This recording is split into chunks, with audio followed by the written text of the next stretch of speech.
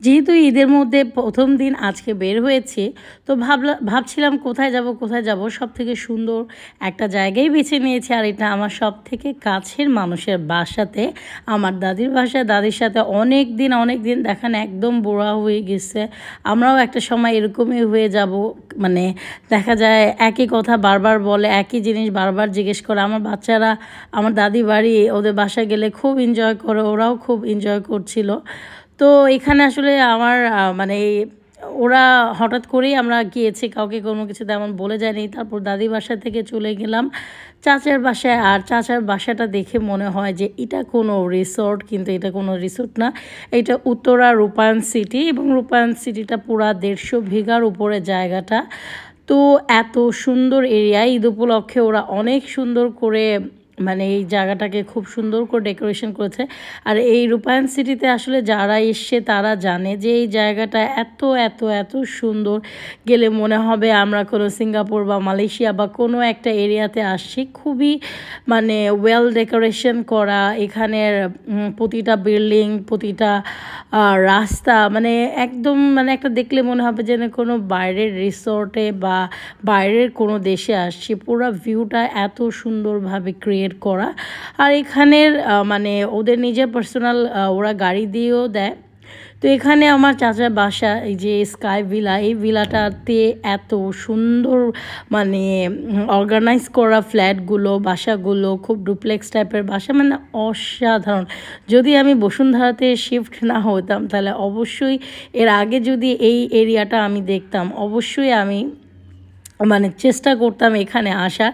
কারণ এই এরিয়াটা একদম দেখার মতন একটা জায়গা, মন জুড়িয়ে যায়। এবং এখানে কি নাই, সুইমিং পুল, জিম, বাচ্চাদের খেলার জায়গা, মানে মানে সুন্দর টাইম স্পেন্ড করার মতন প্লেস। তারপরে মানে এই যে পুরো এরিয়াটাতে মানে কি নাই। তো আমরা চাচুর বাসার কাছাকাছি চলে আসছি।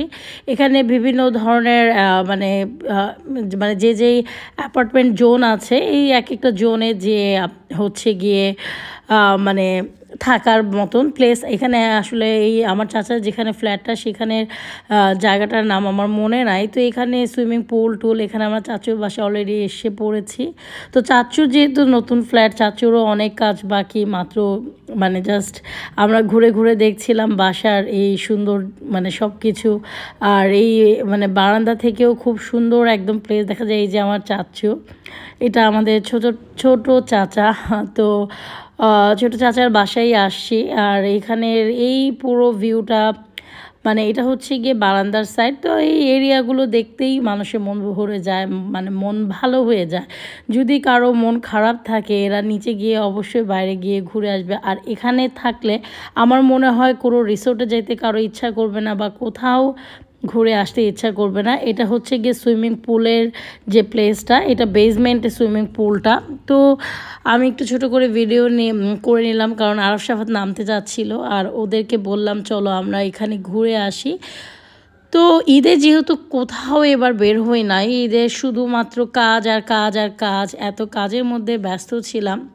তো এই কাজের মধ্যে আসলে ভাবলাম যে রিল্যাক্স করার মতন কোনো প্লেস নাই। তো ভাবলাম একটু দাদি বাসার এদিকে যায়। আমার পৃথিবীর মনে হয় যে সব থেকে শান্তির জায়গা আমার দাদির বাড়ি। দাদিকে দেখলে আমার শান্তি লাগে, আমার মনে খুব মানে আমার চাচা চাচি ওদের সাথে আমাদের সম্পর্কটা বা বন্ডিংটা খুব ভালো। এখানে চাচি আর আমার কাজিন, ওই কাজিনটা আমার অনেক মানে অনেক অনেক একটা বেস্ট ফ্রেন্ডের মতন, প্লাস কাজিন আমরা সেম এজের। যেহেতু আমাদের দেখা হলে মনে হয় যে অনেক দিন আমাদের দেখা হয় না। ও যেমন ব্যস্ত থাকে, আমার সংসার, আমার বাচ্চা, সব কিছু মিলিয়ে আমরা খুব ব্যস্ত থাকি।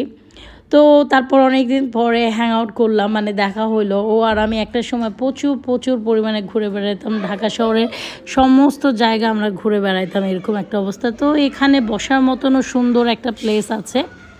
তো সব কিছু মিলে ভীষণ রকমের ভাল লাগছিল। যেহেতু ওয়েদার নাকি বলে এটা, এনভায়রনমেন্টটাই এত সুন্দর যে কারো মন বলি বা যে কারোই বলি ভালো লাগবে, এবং ভালো লাগার মতন একটা সুন্দর এরিয়া।